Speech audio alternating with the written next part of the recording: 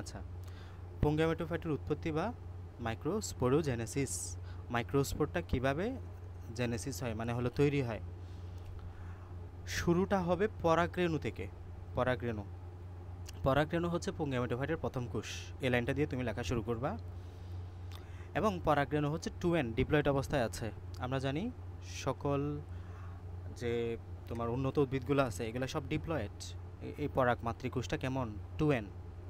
এই two N মাতৃকোষটা meiosis বিভাজনে যাবে। প্রত্যেকটা শব্দ গুরুত্বপূর্ণ। কোথায় যাবে? মিওসিস। আমরা জানি মিওসিসকে বলা হয় হ্রাসমূলক কোষ বিভাজন। ক্রোমোজোম সংখ্যা অর্ধেক হয়ে যাবে। তাহলে মিওসিসে কোষ বিভাজন অর্ধেক হয়ে একটা থেকে চারটা কোষ তৈরি হয়। প্রতিটা কোষ হবে এন, মানে হ্যাপ্লয়েড। তাইলে পরাগরেণু পুংগ্যামেটোফাইটের প্রথম কোষ মাতৃকোষটি মিওসিস বিভাজনের মাধ্যমে 4টি অপত্য পরাগ কোষ বা এন তৈরি করলো। অপত্য কি তৈরি করলো? পরাগ কোষ তৈরি করলো। তাহলে শুরুটা থেকে হলো পরাগরেণু থেকে কি তৈরি হলো? পরাগ মাতৃকোষ। পরাগ মাতৃকোষ থেকে পরাগ কোষ তৈরি হলো। পরাগ মাতৃকোষ ছিল যে টু এন, মাতৃ শব্দটা থাকলেই টু এন, চোখ বন্ধ করে টু এন দিয়ে দিবা। আর পরাগ কোষ এন, হ্যাপ্লয়েড। পূর্ণতা প্রাপ্তির পরপর পরাগথলি থাকা অবস্থায় পরাগরেণুর অঙ্কুরোদ্গম শুরু হয়। আচ্ছা, পরাগরেণুর অঙ্কুরোদ্গম শুরু হলো।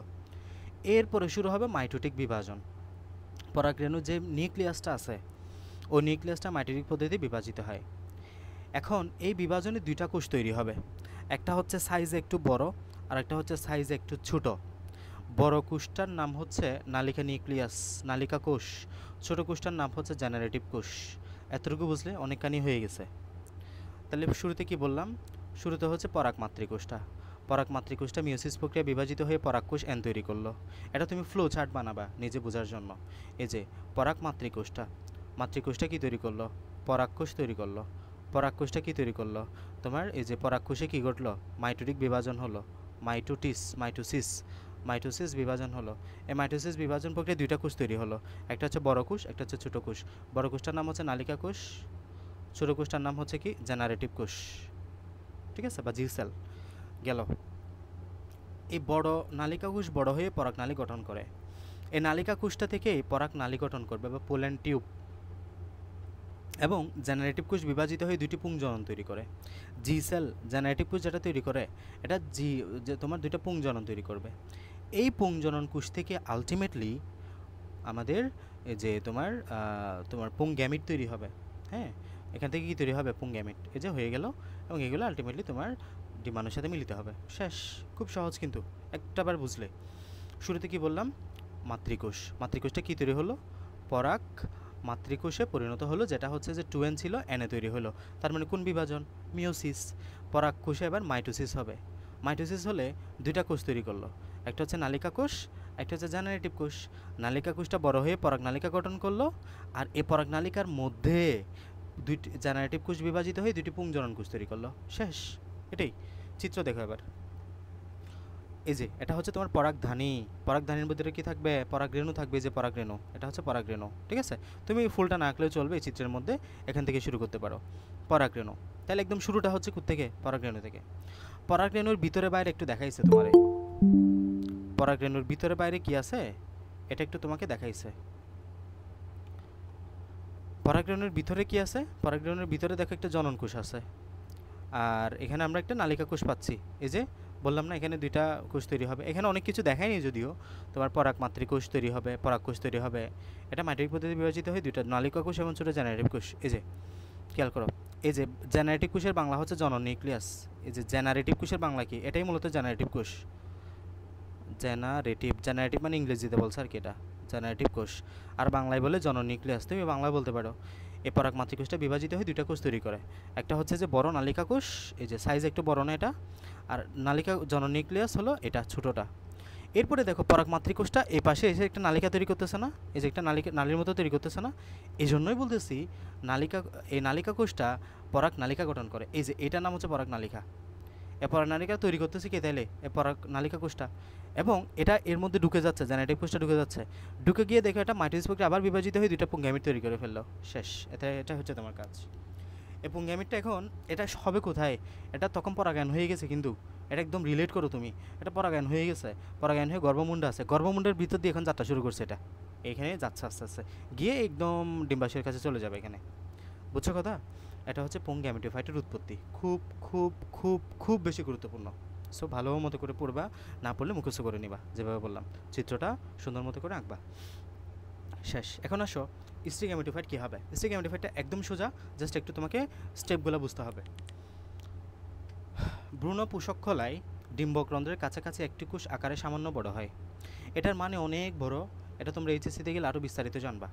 ডিম্বকরন্ধ্র মানে হলো আমরা ডিম্বক যখন আঁকি, ডিম্বকের চিত্র তোমাদের এখানে দেওয়া আছে, হ্যাঁ এই যে এটা হচ্ছে ডিম্বকরন্ধ্র, মানে একটা ছিদ্র আর কি, যেদিকে ডিম্বাণুটা প্রবেশ করবে, পুংগামিটা প্রবেশ করবে। এই ডিম্বকরন্ধ্রের মধ্যে একটা কোষ আকারে বড় থাকে, এই যে এই কোষটা, এই কোষটাকে আমরা জনন মাতৃকোষ বলে থাকি এক্ষেত্রে। এই যে ডিম্বকরন্ধ্রের কাছাকাছি একটু কোষ আকারে সামান্য বড় হয়। এর প্রোটোপ্লাজমটা কেমন ঘন হয়, নিউক্লিয়াসটা তুলনামূলকভাবে বড় হয়। শুরু হচ্ছে এখান থেকে। এই যে কোষটার কথা তুমি বলতেছো, বা এটাকে বলবা জনন মাতৃকোষ, এখানে লাইনটা ইনকমপ্লিট মানে অপূর্ণ। এই কোষটার নাম কি বলবা? এই কোষটার নাম বলবা জনন মাতৃকোষ।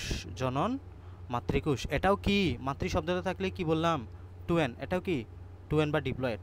এই যে তুলনামূলকভাবে বড়, ওই যে আগের মতো আমাদের ওখানে তুলনামূলকভাবে বড় ছিল। এখন আসো, শুরুতে আগে মিওসিস বিভাজন হবে। বিভাজনের মাধ্যমে এই যে মিওসিস 4টি হ্যাপ্লয়েড কোষ তৈরি করলো। কয়টা? 4টা। এই যে দেখো, এটা হচ্ছে স্ত্রীরেণু মাতৃকোষ, যেটা বলতেছো তুমি এতক্ষণ, জননরন্ধ্রের কাছাকাছি যেটা আছে। স্ত্রীরেণু কোষটা মাতৃকোষটা এটা বড় হচ্ছে, বড় হয়ে 4টা কোষ তৈরি করলো। খেয়াল করো, 1টা 2টা 3টা 4টা কোষ তৈরি করলো, ঠিক আছে। এই যে 4টি স্ত্রীরেণু মাতৃকোষ তৈরি করলো। কোন বিভাজন? মিওসিস। তার মানে এটা ছিল 2n, এগুলো কি? এগুলো হচ্ছে n হ্যাপ্লয়েড। ওকে, তাহলে এই কোষটি বিভাজনের মাধ্যমে 4টি হ্যাপ্লয়েড কোষ সৃষ্টি করে। সর্বনিম্ন কোষটি ছাড়া বাকি 3টি কোষ বিনষ্ট হয়ে যায়। খেয়াল করো, একদম সবার নিচে যে আছে এ ইনট্যাক্ট অবস্থায় আছে, বাট উপরের 3টা কোষই নষ্ট হয়ে গেল। এই যে নষ্ট হয়ে গেল, নষ্ট হয়ে গেল, নষ্ট হয়ে গেল, 3টি নষ্ট, প্রায় স্ত্রী রেণু 3টি নষ্ট হয়ে গেল। বুঝছো কথা? শুরুটা হচ্ছে কি থেকে? স্ত্রীরেণু মাতৃকোষ থেকে। স্ত্রীরেণু মাতৃকোষ মিওসিস কোষ বিভাজনের মাধ্যমে 4টি কোষ তৈরি করলো। 4টি কোষ থেকে উপরের 3টি নষ্ট হয়ে গেল, নিচেরটা ঠিকঠাক আছে। এটা কি তোমাকে মুখস্থ করতে হবে? বলো, এটা তুমি এমনি নিজে নিজে বলতে পারবে না। স্ত্রীরেণু মাতৃকোষ সাইজ একটু বড় হলো, মিওসিস কোষ বিভাজন ঘটলো, 4টা কোষ পরিণত হলো, 4টার মধ্যে উপরের 3টা নষ্ট হয়ে গেল, শুধুমাত্র নিচেরটা আছে। এটাই সর্বনিম্ন কোষটি ছাড়া 3টা কোষ বিনষ্ট হয়ে যায়। সর্বনিম্ন কোষ থেকে এখন আস্তে আস্তে আমরা কাজ শুরু করব। এই সর্বনিম্ন বড় কোষটা বড় হয়, বৃদ্ধি পায়, ক্রমশ ভ্রূণতলিতে পরিণত হয়। কিসে পরিণত হবে? ভ্রূণতলিতে। এই কোষটির নিউক্লিয়াস হ্যাপ্লয়েড এন। এই কোষটির নিউক্লিয়াস কেমন? হ্যাপ্লয়েড। এই যে বললাম, কারণ মাতৃকোষ ছিল 2n, মিওসিস বিভাজনের মাধ্যমে তো n হয়ে গেল এটা, তাহলে এটা কি n হ্যাপ্লয়েড। এই নিউক্লিয়াসটা বিভক্ত হয়ে 2টি নিউক্লিয়াসে পরিণত হয়। এখন আসো, এই নিউক্লিয়াসটা বিভক্ত হবে কয়টা? এই যে এই স্টেপ, এরপরে এটা স্টেপ। কয়টা নিউক্লিয়াসে পরিণত হলো? 2টা নিউক্লিয়াসে পরিণত হলো, ঠিক আছে। এই নিউক্লিয়াসটা কয়টা নিউক্লিয়াসে পরিণত হলো? এই যে 2টা নিউক্লিয়াসে পরিণত হলো। এই যে এই নিউক্লিয়াসটা বিভাজন মাইটোসিস, মাইটোসিস বিভাজনের মাধ্যমে 2টা নিউক্লিয়াসে পরিণত হলো। এই নিউক্লিয়াসটি দুই মেরুর ভ্রূণতলী, দুই মেরুতে অবস্থানে। ভ্রূণতলী মানে হলো এই টোটাল স্যাক, মানে একটা থলির মতো অঙ্গ। এই যে এই পুরো স্যাকটা হচ্ছে ভ্রূণতলী। এই ভ্রূণতলী থেকে এটা 2টা কোষ তৈরি করলো। 2টা কোষ তৈরি করে দুই মেরুতে অবস্থান নিল, মানে একটা হচ্ছে এই মাথায় থাকবে আর একটা এই মাথায় থাকবে, বুঝিও, মেরুতে অবস্থান নেই। এবার 2টি নিউক্লিয়াস পরপর 2বার বিভক্ত হয়। এবার এরা 2বার বিভক্ত হবে, বুঝছো? এরা এখন আবার বিভক্ত হবে। দেখো, এই যে একটা থেকে 2টা, আবার 2টা থেকে 4টা, আবার 2টা থেকে 4টা, পর 2বার মাইটোসিস বিভাজনের মাধ্যমে টোটাল একটা থেকে 4টা কোষ তৈরি হবে। কয়টা হলো? 4টা। আমি আবার রিপিট করি, খেয়াল করো। শুরুতে ছিল স্ত্রীজনন মাতৃকোষ। তুমি চিত্র দেখে দেখে বলবা। আমি আবারও বলছি, এগুলো মুখস্থ করে তুমি কুলাইতে পারবে না। তুমি চিত্রটা মুখস্থ রাখবা, চিত্রটা আঁকবা, দেন তুমি চিত্রকে এক্সপ্লেন করবা। শুরুতেই স্ত্রীরেণু মাতৃকোষ। স্ত্রীরেণু মাতৃকোষটা সাইজ একটু বড় হয়। দেন এটা মিওসিস বিভাজন হবে। মিওসিসের মাধ্যমে 4টি স্ত্রীরেণু মাতৃকোষ তৈরি করলো। উপরের 3টি নষ্ট হয়ে যাবে, নিচেরটা ঠিকঠাক থাকবে। ওই নিচেরটা মাইটোসিস কোষ বিভাজনের মাধ্যমে বিভক্ত হবে, 2টা কোষে পরিণত হবে। 2টা কোষ দুই মেরুতে অবস্থান করে, একটা এদিকে একটা এদিকে। এরপর এই 2টা কোষ পর 2বার মাইটোসিস বিভাজন হবে। এই যে প্রথমবারে 1টা থেকে 2টা হলো, দ্বিতীয়বারে 2টা থেকে 4টা হলো। এই যে এটা এখন পাইলা। এরপরের ধাপে কি হবে? পরবর্তী ধাপে 2 মেরু থেকে একটি করে নিউক্লিয়াস ভ্রূণতলীর কেন্দ্রস্থলে এসে পরস্পর মিলিত হয়ে ডিপ্লয়েড গৌণ নিউক্লিয়াস তৈরি করে। এই যে এরপরে এদিকে 4টা আছে না টোটাল, এই 4টা থেকে একটা মাঝখানে চলে আসবে, এদিকে আরও 4টা আছে না, এই 4টা থেকে আরও একটা মাঝখানে আসবে। দেখে তাহলে দেখো এদিকে এখন 3টা হয়ে গেছে, এদিকে এখন 3টা হয়ে গেছে, মাঝখানে 2টা আছে। এখন এরা পরস্পর গৌণ নিউক্লিয়াস তৈরি করবে, গৌণ নিউক্লিয়াস তৈরি করবে, ঠিক আছে, বা ডিপ্লয়েড কোষ তৈরি করবে। এটা হচ্ছে গৌণ নিউক্লিয়াস বা সেকেন্ডারি নিউক্লিয়াস, খুব গুরুত্বপূর্ণ লাইন এগুলো। এই 2 মেরু নিউক্লিয়াসগুলা সামান্য সাইটোপ্লাজম সহকারে কোষের সৃষ্টি করে, মানে এগুলো সাইটোপ্লাজম দিলে কোষ হয়ে যাবে। ডিম্বকরন্ধ্রের দিকের, এখন আসো আমরা একটু এক্সপ্লেইন করি, হয়ে গেল আমাদের কাজ শেষ। আমরা আবার বলি তাহলে, শুরুতে ছিল স্ত্রীরেণু মাতৃকোষ, স্ত্রীরেণু মাতৃকোষগুলো সাইজ একটু বড় হলো, সাইজ একটু বড় হয়ে মিওসিস কোষ বিভাজন হলো, মিওসিস কোষ বিভাজন হয়ে 4টি স্ত্রীরেণু মাতৃকোষ তৈরি করলো। 4টি স্ত্রীরেণু মাতৃকোষের মধ্যে উপরের 3টি নষ্ট হয়ে গেল, একদম নিচেরটা ঠিকঠাক আছে। এরপরে এই নিচেরটা দুইবার তোমার মিওসিস মাইটোসিস কোষ বিভাজন হল, এবার সবগুলো মাইটোসিস হবে, মিওসিস আর হবে না।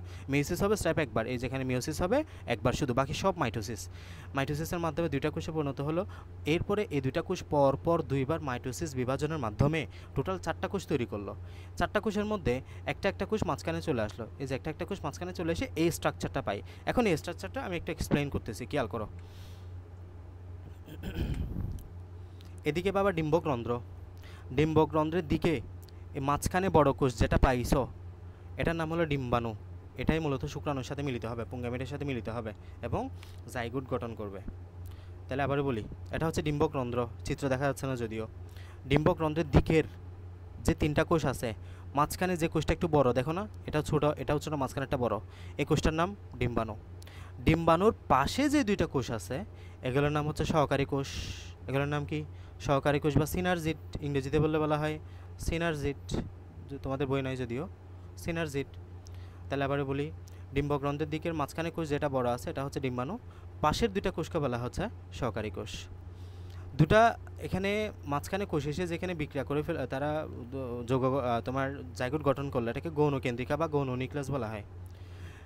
এই ডিম্বাণু যে পাশে আছে তার বিপরীত মেরুতে যে কোষগুলো আছে এগুলোর নাম হচ্ছে প্রতিপাদ কোষ, ইংরেজিতে বললে বলবা অ্যান্টিপোডাল সেল, অ্যান্টিপোডাল সেল, বাংলাটা শেখা আপাতত।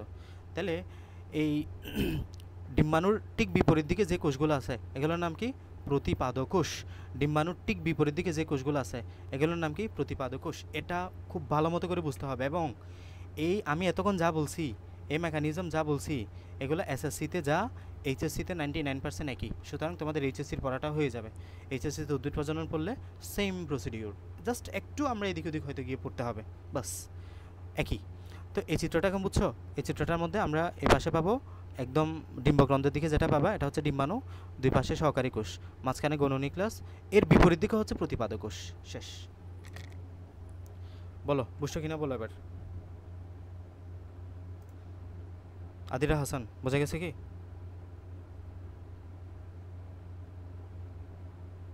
আসসালামু আলাইকুম স্যার। জি বুঝছি। রুদ্র, আসসালামু আলাইকুম ভাইয়া। বুঝো নাই? জি বুঝছি। ফারজান,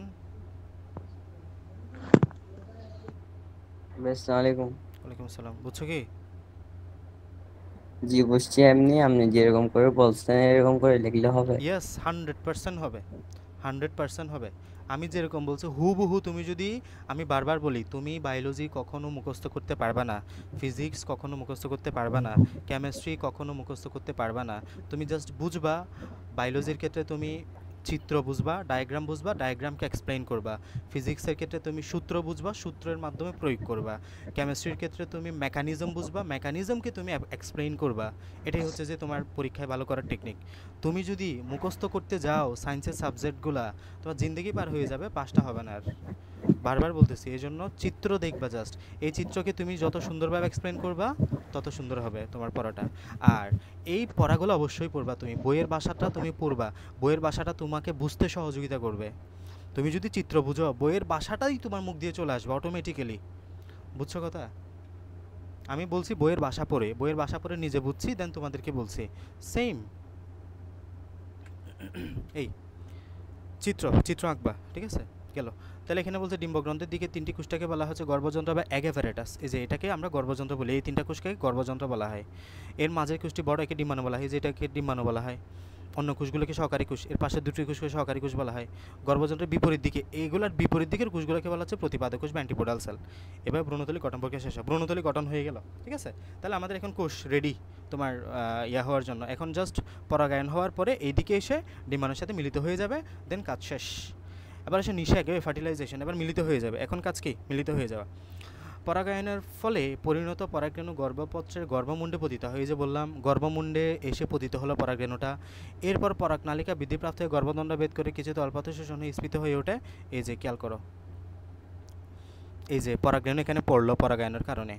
এরপর এসে পরাগনালিকা, লম্বা পরাগনালিকা গঠন করছে, খেয়াল করছো যে লম্বা পরাগনালিকা গঠন করছে। এই যেখানে দুইটা পিচ্ছি পিচ্ছি কোষ দেখতে পাচ্ছ না, যেগুলো আমরা পুংগ্যামিট পড়লাম, দুইটা পুংগ্যামিট তৈরি করে পড়লাম না একটু আগে, দুইটা পুংগ্যামিট তৈরি করে। এই যে দুইটা পুংগ্যামিট এখানে আছে, এই যে ঢুকতেছে, তারা ডিম্বগ্রন্থের মধ্যে ঢুকতেছে। ডিম্বগ্রন্থের মধ্যে একটা ডিম্বাণুর সাথে মিলিত হয়ে যাবে, আর একটা এখানে সহকারী কোষের সাথে মিলিত হয়ে যাবে, শেষ। এটা হচ্ছে নিষেক। তাহলে এই কথাবার্তাগুলো এখানে বলা হয়েছে।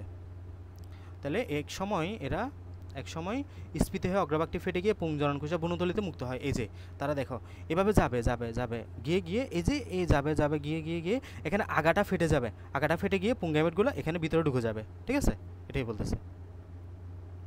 এবং একটি ডিম্বাণুর সাথে মিলিত হয়, জাইগোট তৈরি করে। এই যেখানে মাঝখানে ডিম্বাণু যেটা আছে, একটা ডিম্বাণুর সাথে যুক্ত হবে, এই যেখানে মাঝখানে ডিম্বাণু যেটা দেখতে পাচ্ছ, একটা ডিম্বাণুর সাথে যুক্ত হবে পুংগ্যামিট। এখানে তো দুইটা পুংগ্যামিট, একটা ডিম্বাণুর সাথে যুক্ত হবে, আর এখানে সেকেন্ডারি নিউক্লিয়াস যেটা দেখতে পাচ্ছ, আর একটা পুংগ্যামিট এটার সাথে যুক্ত হবে। বুঝছো কথা? তাহলে দুইটা, একটা সেকেন্ডারি নিউক্লিয়াস। তাহলে এই সেকেন্ডারি নিউক্লিয়াস কিন্তু ইতিমধ্যে 2n আছে, এটা মনে রাখিও, এটা কিন্তু 2n। তাহলে এখানে পুংগ্যামিট আরেকটা যুক্ত হলে আরও একটা n, আর ডিম্বাণুতে এমনি ছিল n, তাহলে আরেকটা পুংগ্যামিট n, তাহলে 2n তৈরি হবে। এটা মনে রাখি, একটু বলে দিচ্ছি আর কি। তাহলে অপর পুংজনন কোষটি গৌণ নিউক্লিয়াসের সাথে মিলিত হয়ে ট্রিপ্লয়েড শস্যকোষ তৈরি করে।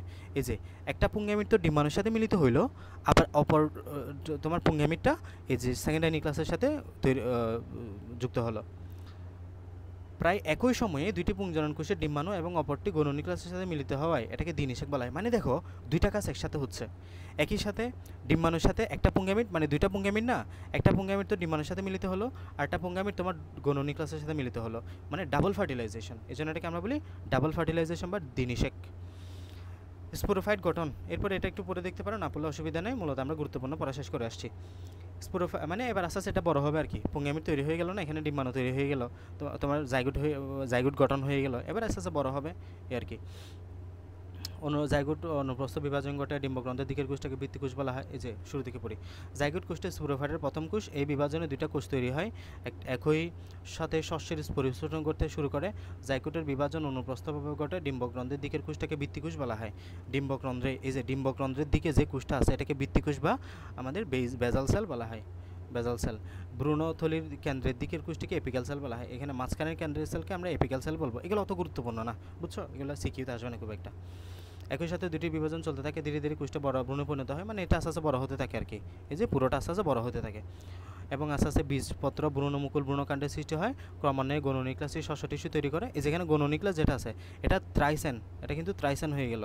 এই যে এই শস্য কোষগুলো ট্রিপ্লয়েড, এই যে ট্রাইসেন, অর্থাৎ নিউক্লিয়াসে 3n সংখ্যক ক্রোমোজোম থাকে। পরিণত অবস্থায় ডিম্বকটি শস্য, এই যে এখানে ডিম্বক যেটা আছে, ডিম্বকটি শস্য ভ্রূণ সহ বীজে পরিণত হয়, এবার বীজ তৈরি হবে। এই বীজ অঙ্কুরিত হয়ে পূর্ণাঙ্গ স্পোরোফাইট সৃষ্টি করে, এছাড়া আস্তে আস্তে বড় হয়ে পূর্ণাঙ্গ স্পোরোফাইট তৈরি হবে। আর অতটা গুরুত্বপূর্ণ না, একবার রিডিং দেওয়া, বুঝলে বুঝলে, না বুঝলে নেই। এখন আসো ফল কীভাবে তৈরি হবে। তাহলে এই যে আমরা এখানে গর্ভাশয় পড়ছি না, এই গর্ভাশয় পুরোটা ফলে পরিণত হবে। গর্ভাশয়টা পুরোটা কিসে পরিণত হবে? ফল, মানে আমরা যেটা খাই এই ফলে পরিণত, এবং ফলের ভিতরে বীজ পাবা। এই যে ডিম্বক বীজে পরিণত হবে, এই যেখানে ডিম্বাণুতে যে ডিম্বক যেটা পাবে এটা বীজে পরিণত হবে। ডিম্বকের মধ্যে আমরা বীজ পাই, এই বীজ থেকে নতুন চারার জন্ম হবে। আমরা ফল বলতে সাধারণত আম, কাঁঠাল, লিচু ইত্যাদিকে বুঝি। লাউ, কুমড়া ইত্যাদি ফল হিসেবে খেলে প্রকৃতপক্ষে এগুলো সবই ফল। কিন্তু নিশ্চিতকরণ প্রক্রিয়া শেষ হলে ফল গঠনের প্রক্রিয়া শুরু হয়। নিশ্চিতকরণ শেষে গর্ভাশয়ে যে উদ্দীপনা সৃষ্টি হয় তা ধীরে ধীরে ফলে পরিণত হয়। তাহলে একটাই কথা, আমি যেটা বলতেছি পুরো লাইন থেকে শুধু এই শব্দটাই আসবে, গর্ভাশয় কিসে পরিণত হয়? ফলে। প্রশ্ন আসবে ফল কোত্থেকে পাও? গর্ভাশয় থেকে। গর্ভাশয়টা ফলে পরিণত হয়, এটাই গর্ভাশয় ফলে পরিণত হয়। এবং ডিম্বকগুলো বীজে, DB দিয়ে মনে রাখবা, ডিম্বক বীজে। তাহলে গর্ভাশয় ফলে, ডিম্বক বীজে, আমি যা বলতেছি স্ট্র্যাপ এটাই পড়ো, ডিম্বক বীজে পরিণত হয়। সব লাইন মুখস্থ করার প্রয়োজন নাই। গর্ভাশয় ফলে পরিণত হবে, ডিম্বক বীজে পরিণত হবে, গর্ভাশয় ফলে পরিণত হবে, ডিম্বক বীজে ডিবি ডিবি ডিবি ডিম্বক বীজ এই যে ডিম্বক বীজে পরিণত হবে। শেষ। নিহিতকরণের পর গর্ভাশয় একভাবে অথবা ফুলে অন্যান্য অংশ সহ পরিবেষ্ট হয়ে অঙ্গ গঠন করে যাকে ফল বলা হয়। মানে গর্ভাশয় ফলে পরিণত হলো, শুধু গর্ভাশয় ফলে পরিণত হলে তাকে প্রকৃত ফল বলা হয়, যেমন আমজাম। গর্ভাশয় সহ যদি অন্যান্য অংশ ফলের পরিণত হয় তাহলে তাকে অপ্রকৃত ফল বলা হয়, যেমন আপেল, চালতা। ঠিক আছে? তো সব প্রকৃত অপ্রকৃত ফলকে আমরা 3 ভাগে ভাগ করতে পারি: সরল ফল, গুচ্ছফল, যৌগিক ফল। সরল ফল উদাহরণ আম, গুচ্ছফল উদাহরণ আধা, যৌগিক ফল উদাহরণ হচ্ছে কাঁঠাল। এগুলো তোমরা এইচএসসিতে গেলে পড়বা। শেষ। উদ্ভিদ প্রজনন মোটামুটি খুবই গুরুত্বপূর্ণ ক্লাস ছিল আজকেরটা। আজকে এই যে স্ট্রেনু মাতৃকোষ থেকে কিভাবে ডিম্বাণু তৈরি হয় এবং এটা তৈরি হয় আলটিমেটলি এই চিত্রটা, এই যে এখানে তো এটা বুঝলাই। এই যে এগুলো কি, এগুলো হচ্ছে মাঝখানেরটা ডিম্বাণু, আর এক সহকারী কোষ, এটা হচ্ছে সেকেন্ডারি কোষ, এটা কি প্রতিপাদক কোষ, আর এদিকে আলটিমেটলি তোমার এটা যাচ্ছে নালিকা কোষটা যাচ্ছে, এটা এদিকে গিয়ে ডিম্বাণুর সাথে মিলিত হবে। এই যে যাচ্ছে গিয়ে মিলিত হবে, এটাই খুব গুরুত্বপূর্ণ, নিজেরা ভালো মতো করে পড়বা। এখন আসলে আমরা প্রাণী প্রজনন নিয়ে কিছুটা জানি। প্রাণী প্রজনন তোমরা এইচএসসিতে গেলে বিস্তারিত পড়বা, এখানে খুব কম পড়াশোনা আছে, তারপর যা আছে আমরা একটু দেখি। তাহলে প্রাণী প্রজনন স্যার এটা তো মনে হয় আমাদের শর্ট সিলেবাসে নাই, পানি প্রজননটা। শিওর? স্যার আমি ইউটিউবে দেখছিলাম যে নাই। না থাকলে তাহলে ঠিক আছে, সংক্ষিপ্ত মনে হয় লেখা আছে, আংশিক লেখা আছে মনে হয় না?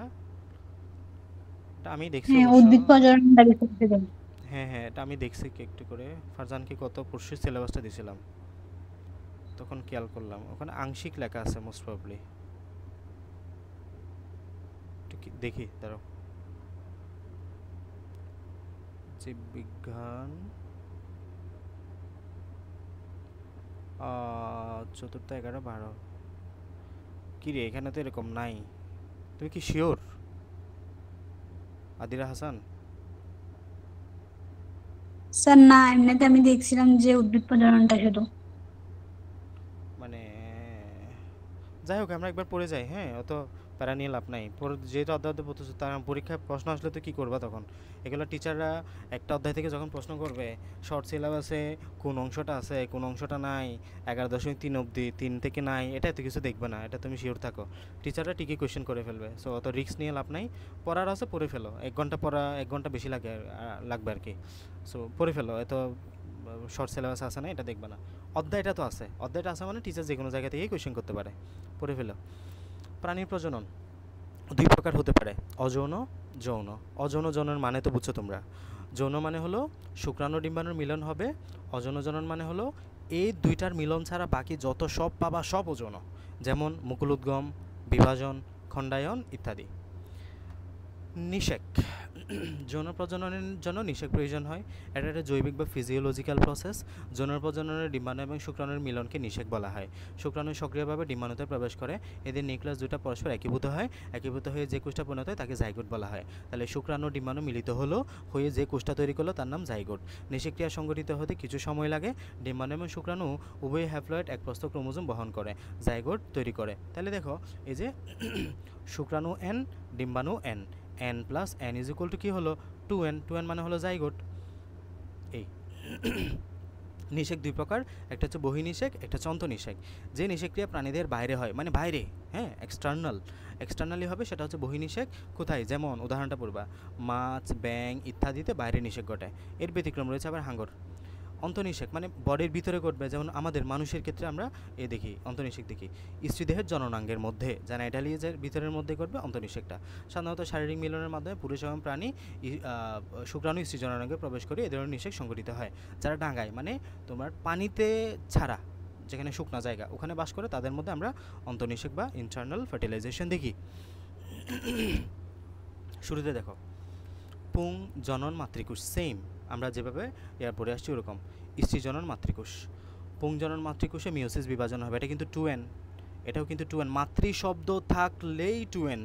এই ফিচার্স, এই কথাটা খুব গুরুত্বপূর্ণ। এইচএসসিতে গেলে এত বেশি শব্দ পড়বা, কোনটা 2n কোনটা n, ওখানের একটা টেকনিক আছে, শুধু মাতৃ শব্দটা দেখলেই 2n।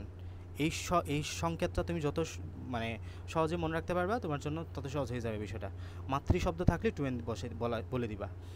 মাইসিস হলো, মাইসিস মানে এন হয়ে যাবে, তাহলে এটাও এন এটাও এন, এই যে মাইসিস হবে, ডিম্বাণু এন তৈরি হলে ডিম্বাণু এন তৈরি, তাহলে মাথা থেকে তুমি মা থেকে ডিম্বাণু পাইলা, বাবা থেকে শুক্রাণু পাইলা, এই দুটোর মিলনে আলটিমেটলি জাইগোট হবে, জাইগোট থেকে ভ্রূণ হবে, ভ্রূণ থেকে বাচ্চা তৈরি হবে, শেষ। মানব প্রজননে হরমোনের ভূমিকা, আমরা যে এই যে পড়তেছি প্রজনন, এখানে হরমোনের কিছু ভূমিকা আছে, হরমোনের ভূমিকাটা আমাদের একটু পড়তে হবে। শুরুতেই এখানে pituitary gland, adrenal thyroid gland, pituitary gland মাথায় থাকবে, সবচেয়ে গুরুত্বপূর্ণ গ্রন্থি, মানবদের সবচেয়ে ছোটো গ্রন্থি, তবে এই গ্রন্থি থেকে হরমোনের সংখ্যা সবচেয়ে বেশি। থাইরয়েড গ্রন্থি, অ্যাড্রেনাল গ্রন্থি কিডনির উপরে থাকে, কিডনির উপরে। শুক্রাশয়ের অনাল গ্রন্থি টেস্টিস পুরুষের ক্ষেত্রে থাকবে শুধু মেল, আর ডিম্বাশয়ের অনাল গ্রন্থি ওভারি শুধু ফিমেল, অমরা শুধুমাত্র প্রেগন্যান্সি অবস্থায় থাকবে, প্রেগন্যান্সি। ফিমেলের ক্ষেত্রে তার সারা জীবন সে প্রেগনেন্ট অবস্থায় থাকে না, অমরা থাকবে শুধুমাত্র প্রেগনেন্ট অবস্থায়। হ্যাঁ, এটা কিন্তু তোমার অস্থায়ী একটা গ্রন্থি। এখানে অনেকগুলো হরমোনের নাম বলা আছে, এগুলো তোমরা একটু পড়বা। পিটুইটারি গ্রন্থি থেকে আমরা বৃদ্ধি হরমোন পাই, মানে এগুলো সোমাটোট্রফিক হরমোন, মানে হলো যেগুলো আমাদের দেহকে বড় করবে, আমরা বড় হই যেটার জন্য। এই হরমোনগুলো জননগ্রন্থির বৃদ্ধিকরণ কাজ নিয়ন্ত্রণ করে, মাতৃদেহে স্তনগ্রন্থির বৃদ্ধি দুগ্ধকরণ নিয়ন্ত্রণ করে, এছাড়া যে এগুলার জরায়ু সংকোচন নিয়ন্ত্রণ করে। থাইরয়েড গ্রন্থি থেকে থাইরক্সিন হরমোন নিঃসৃত হয়, দৈহিক বৃদ্ধি মানসিক যৌন লক্ষণ প্রকাশ পায়। তারপর অ্যাড্রেনাল গ্রন্থি থেকে যৌনাঙ্গ বৃদ্ধি যৌন লক্ষণ প্রকাশ পায়। শুক্রাশয় থেকে যে টেস্টোস্টেরন এবং অ্যান্ড্রোজেন শুক্রাণু উৎপাদন, দাড়ি গোঁফ গজানো, গলাশয়ের পরিবর্তন ইত্যাদি নিয়ন্ত্রণ করে। ডিম্বাশয় থেকে ইস্ট্রোজেন প্রজেস্টেরন হরমোন নিয়ন্ত্রণ করে, ঋতুচক্র নিয়ন্ত্রণ, গর্ভাবস্থা জরায়ু ভ্রূণ ইত্যাদি নিয়ন্ত্রণ করে। এই হরমোনগুলো খুবই গুরুত্বপূর্ণ, হরমোনের একটু যদি এদিক ওদিক ইমব্যালেন্স হয় তাহলে আলটিমেটলি কিন্তু প্রেগনেন্ট হওয়া যায় না। এই যেগুলো আমি মানে আমাকে কিছুদিন আগে আমার এক বান্ধবী নক করছে যে মানে এগুলো থেকে তো খুবই সেন্সিটিভ বিষয়, মানে হলো যাতার সাথে মানে তুমি এটা বলতেও পারবে না, মানে বিশেষ করে যখন মানুষ পরিস্থিতির শিকার হয় তখন ডাক্তারের কাছে যায় আর কি। আমার বান্ধবীর বিয়ে হয়েছিল 2021 সালে, এবং তার এখনও কোনো বাবু হচ্ছে না, বেবি হচ্ছে না। তো পরিবার থেকে এখন আস্তে আস্তে চাপ আসা শুরু হয়েছে, যেহেতু প্রায় 4-5 বছর হয়ে গেছে। তো পরে ডাক্তার দেখাইলো, ডাক্তার দেখাইর পরে নাকি বলতেছে সব কিছু স্বাভাবিক আছে, মানে করলো, মানে ওষুধ দিছে, ওষুধ চালাই যাচ্ছে, কিন্তু তারপরে হচ্ছে না। পরে আমার সাথে যোগাযোগ করছে কয়েকদিন আগেই। তো আমি বললাম যে সব রিপোর্ট দিতে, যা যা টেস্ট করছে। তো ওখানে দেখলাম ওর এই যে এখানে কিছু হরমোন ইস্ট্রোজেন প্রজেস্টেরন আছে না, সেমভাবে প্রোল্যাকটিন নামক একটা হরমোন আছে। এই প্রোল্যাকটিন হরমোনটা অনেক বেশি, ওর হাইপার প্রোল্যাকটিনেমিয়া হয়ে গেছে। প্রোল্যাকটিন হরমোন বেশি হওয়ার জন্য এখানে দেখাইছে কি, এই যে এখানে এটা হচ্ছে অমরা, এখানে আমাদের যেটা ইউটারাস আছে, ইউটারাসের মধ্যে যে তোমার এন্ডোমেট্রিয়ামগুলো আছে, এই এন্ডোমেট্রিয়ামগুলো সঠিকভাবে বড় হইতে পারতেছে না। বড় হইতে না পারার কারণে এখানে আলটিমেটলি জাইগোটটা প্রতীত হতে পারতেছে না, বা ঠিকভাবে আলটিমেটলি কনসিভ হচ্ছে না, এবং আলটিমেটলি তাদের বাবুও হচ্ছে না বিগত 4 থেকে 5 বছর যাবত। ঠিক আছে, তো আগে ওকে এই প্রোল্যাকটিন হরমোনটা কন্ট্রোলে আনতে হবে, প্রোল্যাকটিন হরমোনটা ওকে কন্ট্রোল করতে হবে, তারপর ইন্টারকোর্সের মাধ্যমে কনসিভ করতে হবে, তারপর প্রেগনেন্ট হবে। সো এই জন্য বলতেছি হরমোনের ব্যালেন্সটা খুব গুরুত্বপূর্ণ। হরমোন যদি একটু এদিক ওদিক হয় আলটিমেটলি আমাদের সব কিছু এদিক মানে হয়ে যাবে। আর এখানে টেস্টোস্টেরন, এই টেস্টোস্টেরনটা শুধুমাত্র মেলের থাকবে, আর এই আমাদের এখানে ফিমেলদের পাচ্ছে ইস্ট্রোজেন প্রজেস্টেরন দেখতেছো না, এগুলো কিন্তু মেলেরও থাকবে ফিমেলেরও থাকবে। এই টেস্টোস্টেরনটাই মানে বলে দিবে একজন মানুষ কি পুরুষ হবে নাকি মহিলা হবে। টেস্টোস্টেরন আমাদের পুরুষের যত বৈশিষ্ট্য আছে সবগুলোর জন্য সে মেনটেন করে। আমাদের যে জেনাইটেলিয়া, আমাদের যে জননাঙ্গ, এরপর আমাদের যে বৈশিষ্ট্য, আমাদের তোমার যে ক্যারেক্টারিস্টিক্স ফিচার্স, হ্যাঁ, সেকেন্ডারি সেক্সুয়াল ক্যারেক্টারিস্টিক সব নিয়ন্ত্রণ করবে এই টেস্টোস্টেরন, পুরুষের জন্য আর কি। আমাদের মহিলাদের ক্ষেত্রে টেস্টোস্টেরনটা থাকে না, যার জন্য তাদের মধ্যে ইস্ট্রোজেন প্রজেস্টেরন এই হরমোনগুলো তাদের যে মেয়েলি স্বভাব বা ফিমেল যে ক্যারেক্টারিস্টিক্স এটা ডিফাইন করে। এবং কারো ক্ষেত্রে এমনও হতে পারে যে সে ধরো পৃথিবীতে জন্মাইছে মেয়ে হিসেবে, কিন্তু তার মাঝে টেস্টোস্টেরন হরমোন তৈরি হওয়া শুরু হয়েছে ধরো যে জীবনের যে কোনো এক পর্যায়ে। বাংলাদেশে এমন একটা উদাহরণ আছে, ওই জন্য বলতেছি যে তাহলে সে তখন মেয়ে থেকে পুরুষ হয়ে যাবে, কারণ তার মাঝে টেস্টোস্টেরন ক্ষরণ হওয়া শুরু হয়েছে। এই টেস্টোস্টেরনের কারণে তার জেনাইটেলিয়া চেঞ্জ হয়ে যাবে, তার যে লিঙ্গ এই লিঙ্গটা চেঞ্জ হয়ে যাবে। বুঝছো কথা? বাংলাদেশে যে রাজশাহী বিশ্ববিদ্যালয় আর কি, আমাদের পাশেই রাজশাহী বিশ্ববিদ্যালয়ে এরকম দুজন বান্ধবী ছিল, তারা রুমমেট ছিল, বুঝছো, মানে কি রুমে থাকতো, যেহেতু মেয়ে মানুষ, দুজনই মেয়ে মানুষ ছিল। তো পরে তারা খুব ক্লোজ ছিল যেহেতু রুমমেট, এবং একটা সময় পরে দেখা গেল একটা মেয়ে হঠাৎ করে ছেলে হওয়া শুরু হইলো, ছেলে হয়ে যাচ্ছিল, ফুল ক্যারেক্টার্স তার, তার বডি বলো, তার সব কিছু মেয়ে হয়ে ছেলে হয়ে যাচ্ছে। এই যে এটা, বুঝছো, এটা হচ্ছে যে আমাদের এটা একটা রোগ, এবং রোগের এটা একটা মানে ধরন আর কি, ঠিক আছে, টেস্টিকুলার ফেমিনাইজেশন এটাকে বলা হয়। তো পরবর্তীতে ওই দুজন রুমমেট বিয়ে করে ফেললো, বুঝছো, এবং বাংলাদেশে বর্তমানে তারা অনেক ধনী, বাংলাদেশে অনেকগুলো কোম্পানির মালিক তারা, অনেক, আমার কোম্পানির নামটা এক্স্যাক্টলি মনে পড়ছে না, অনেকগুলো কোম্পানির মালিক তারা, বর্তমানে অনেক কোটি কোটি টাকার মালিক তারা, এবং তারা বর্তমানে তোমার স্বামী স্ত্রী। তারা ছিল কিন্তু দুজনে মেয়ে, একজন হঠাৎ করে পুরুষ হয়ে গেল, পরবর্তীতে দুজন দুজনকে বিয়ে করে নিল, বুঝছো। সব হরমোন, এই যে টেস্টোস্টেরন হরমোনের কারণে হয়। এছাড়া ডিম্বাণু উৎপাদনে বেশি ভূমিকা পালন করে, এগুলো পূর্বা গোনাডোট্রপিন, প্রজনন হরমোন, অলাঙ্গতিক উত্তেজিত করে স্তনগ্রন্থি বিধি নিয়ন্ত্রণ করে ইত্যাদি।